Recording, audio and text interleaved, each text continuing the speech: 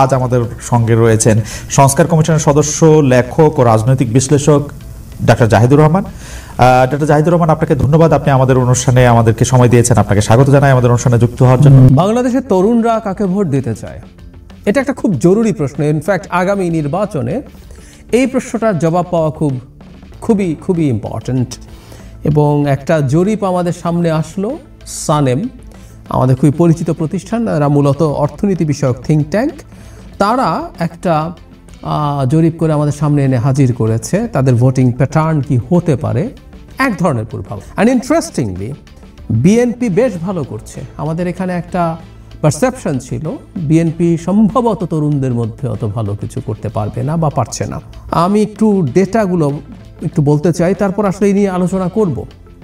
তারা যেটা করেছেন সেটা হলো, সানেমের নির্বাহী পরিচালক ডক্টর সেলিম রায়হান জানান 15 থেকে 35 বছর বয়সী তরুণদের দৃষ্টিভঙ্গি বোঝার উদ্দেশ্যে জরিপটি পরিচালিত হয়েছে। তার মানে 15 থেকে 35।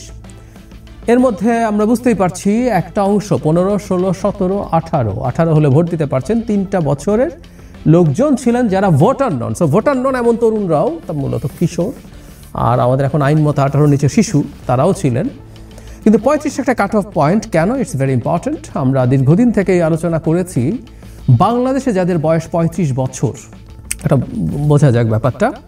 2008 সালের ভোটটাকে আমরা মোটা দাগে যদি সঠিক ভোট বলে ধরে নেই, এই ভোটের সাথে জড়িত গুরুত্বপূর্ণ জায়গায় জড়িত লোকজনের কাছ থেকে আমরা অনেকেই জানি এই ভোটটাও আসলে সুষ্ঠু হয়নি, নানা রকম কারচুপি এখানে হয়েছে।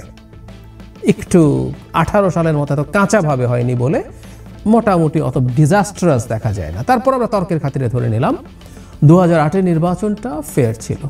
তার বয়স যখন সবচেয়ে কম বয়সে যিনি ভোট দিয়েছিলেন 18 বছর বয়সে, তারপর আমরা দেখতে পাচ্ছি আরো 17 বছর পেরিয়ে গেল, তার মানে 35 বছর। তার বয়স এখন 35।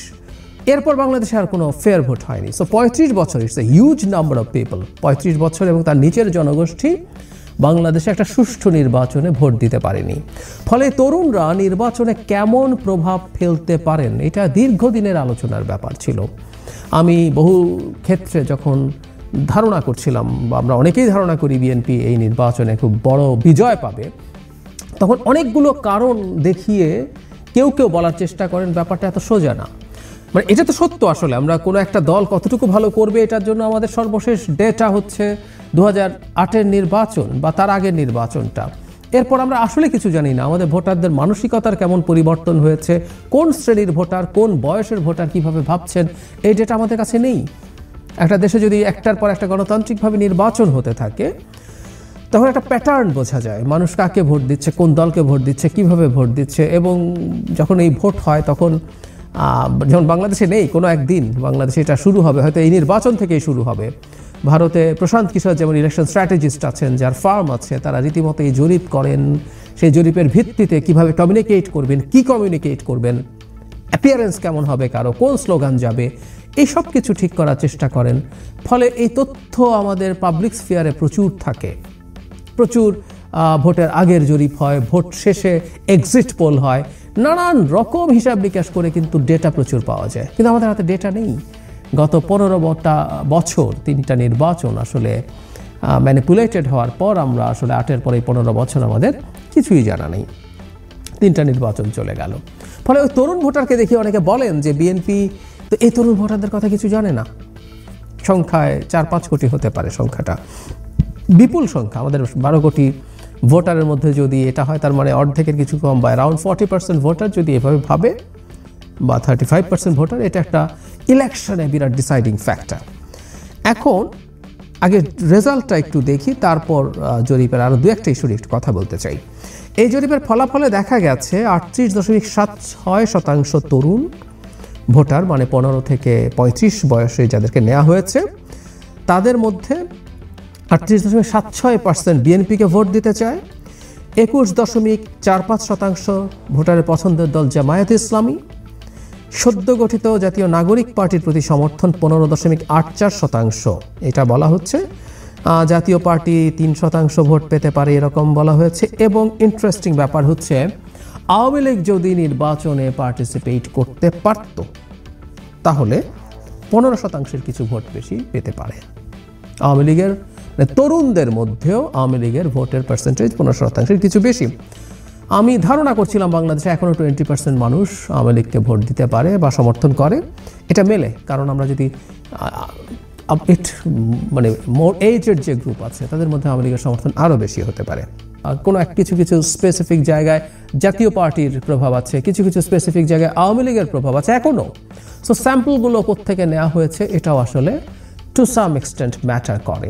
আমি এরকম একটা স্টাডি আমি ব্যক্তিগতভাবে মনে করি যদি প্রত্যেকটা জেলায় র্যান্ডমলি কিছু উপজেলা, এবং সেটা প্রত্যেকটা জেলায় যদি আমরা এই 64টা দুটো করে উপজেলা নিলে 128টার মতো হয়, আমাদের টোটাল উপজেলারও মোটামুটি একটা সিগনিফিক্যান্ট নাম্বার হয়। এরকম একটা জরিপ করলে সম্ভবত এটা দুটো না বা আরেকটু বাড়ালে ভালো হতো, হোয়াটএভার, খারাপ হতো না। কিন্তু আমি এই সংখ্যাটা ঠিকঠাকভাবে এটাকে রিফ্লেক্ট করছে কিনা জানি না।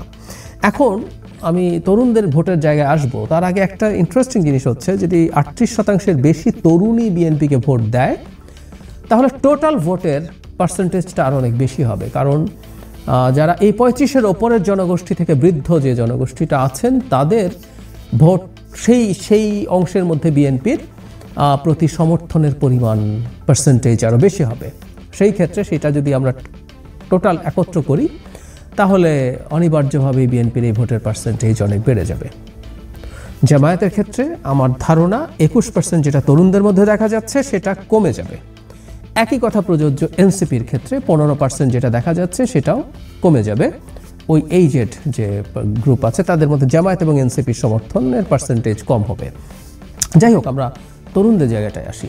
এই আলাপ আমাদের এখানে খুব ভালোভাবে ছিল, যেহেতু এই সময়টাতে রাজনীতি ছিল না। এই গ্রুপটা যখন বেড়ে উঠছে তারা রাজনীতি দেখেনি, তারা আওয়ামী লীগকে দেখেছে, এবং এক ধরনের ধারণা করা হয় যে বাংলাদেশে মানুষের মনে খানিকটা হলেও ইসলামাইজেশন হয়েছে বা কিছু কিছু ক্ষেত্রে হয়েছে, তরুণদের মধ্যে এই প্রবণতা বাড়ছে, এই ধরনের আলাপ আছে। এবং 21% যদি জামায়াত ভোট সত্যিই পাবে, যদি পায়, পরিস্থিতি তৈরি হয়, সেটাও আসলে it's a good indicator. Jamaat 21% vote যদি তরুণদের মধ্যে পাওয়ার পরিস্থিতি হয় ভবিষ্যতের রাজনীতির জন্য, জামায়াতের এটা খুবই উৎসাহব্যঞ্জক ব্যাপার। এবং আমরা যে আলাপ কেউ করেন সেটা এক ধরনের সত্যতা এটা দ্বারা নির্দেশিত হয়।